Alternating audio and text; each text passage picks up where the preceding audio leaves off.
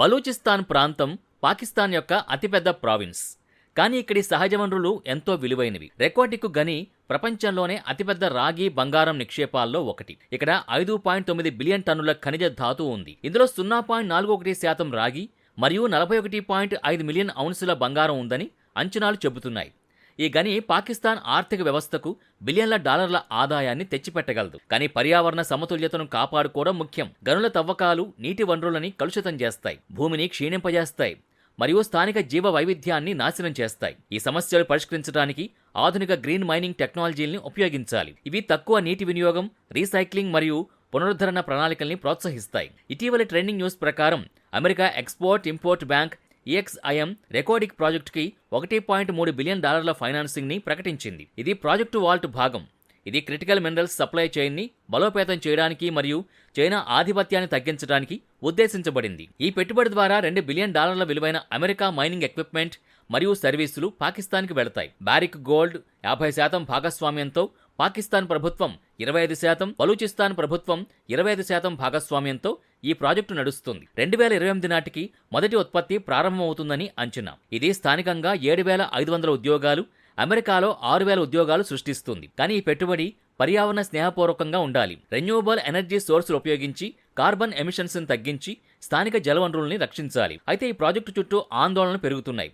బలూచిస్తాన్లో బలూచ్ విముక్తి సైన్యం వంటి సమూహాలు ఈ గనుల్ని దొంగిలించబడినవిగా చూస్తున్నాయి. స్థానికులు ఈ వనరులు తమవని పాకిస్తాన్ ప్రభుత్వం మరియు విదేశీ కంపెనీలు దోపిడీ చేస్తున్నాయని ఆరోపిస్తున్నారు. ఇటీవలి హింసాత్మక ఘటనలు, ఉదాహరణకు పాకిస్తాన్ సైనికులపై తిరుగుబాటు దాడులు ఈ ప్రాజెక్టుని రిస్కులో పడేస్తున్నాయి.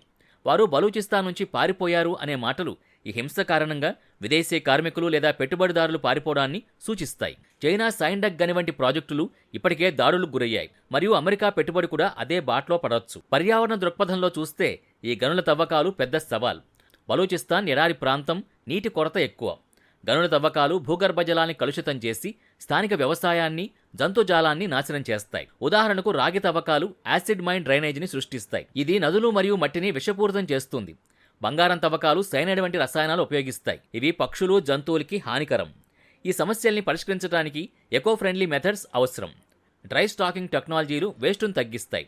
సోలార్ పవర్తో ఆపరేషన్లు నడపడం కార్బన్ ఫుట్ ప్రింట్ను మినిమైజ్ చేస్తుంది. స్థానిక బలూచ్ ప్రజల ఆందోళనలు కూడా పర్యావరణంతో ముడిపడి ఉన్నాయి. బలూచిస్తాన్లో 80% ఖనిజ వనరులు ఉన్నాయి, కానీ స్థానికులు పేదరికంలో ఉన్నారు. పెర్ క్యాపిటా జీడీపీ $1000 కంటే తక్కువ. గనుల దోపిడీ వల్ల పర్యావరణం దెబ్బతినడంతో పాటు స్థానికులకి లాభాలు రావడం లేదు. బలూచ్ నాయకులు ఈ వనరులు మా సొంతం, పాకిస్తాన్ దోపిడీ చేస్తోంది అంటున్నారు. ఇటీవలి దాడులు 14 నగరాల్లో 48 లొకేషన్స్లో ఆపరేషన్ హీరో F2.0 పాకిస్తాన్ సైన్యానికి పెద్ద దెబ్బ తగిలింది.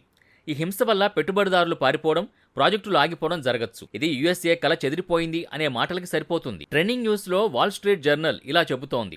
డెడ్లీ ఇన్సర్జెన్సీ US ప్లాన్ని థ్రెటన్ చేస్తోంది. అమెరికా పెట్టుబడి మానవ హక్కుల ఉల్లంఘనల్ని పట్టించుకోకుండా ఉందని విమర్శలున్నాయి. పర్యావరణ స్నేహపూర్వక దృక్పథంలో ఈ ప్రాజెక్టు స్థానికులతో సంప్రదింపులు జరపాలి, లాభాల్లో భాగమివ్వాలి మరియు ఎక్కువ రెస్టోరేషన్ ప్రణాళికలు అమలు చేయాలి. ఉదాహరణకు గనుల తర్వాత భూమిని పచ్చదనంతో పునరుద్ధరించడం, స్థానికులకు గ్రీన్ జాబ్స్ ఇవ్వడం వంటివి. ఈ పెట్టుబడి జియోపాలిటికల్ ప్రాముఖ్యత కలిగి ఉంది. అమెరికా చైనా నుంచి మినరల్స్ సప్లైని డైవర్ట్ చేయాలనుకుంటోంది, ఎందుకంటే రాగి మరియు బంగారం రెన్యూవబుల్ ఎనర్జీ, ఎలక్ట్రిక్ వెహికల్స్, డిఫెన్స్లో కీలకం. కానీ బలూచిస్తాన్లో స్టెబిలిటీ లేకపోవడం రిస్క్. పాకిస్తాన్ కౌంటర్ టెర్రర్ ఎఫర్ట్స్ని ఇంటెన్సిఫై చేస్తోంది, కానీ ఇది పర్యావరణాన్ని మరింత దెబ్బతీస్తుంది. మిలిటరీ ఆపరేషన్లు భూమిని కలుషితం చేస్తాయి. ముగింపుగా బలూచిస్తాన్ గనులు, అమెరికా పెట్టుబడికి సంబంధించిన ట్రెండింగ్ న్యూస్ పర్యావరణ స్నేహపూర్వక భవిష్యత్తును సూచిస్తుంది. ఈ ప్రాజెక్టు విజయవంతం అవ్వాలంటే గ్రీన్ టెక్నాలజీలు, స్థానిక భాగస్వామ్యం మరియు శాంతి అవసరం. లేకపోతే $1 బిలియన్ పెట్టుబడి కోల్పోవడం జరిగి పర్యావరణం మరియు మానవ హక్కులు బలవుతాయి. ఇది ప్రపంచానికి ఒక పాఠం.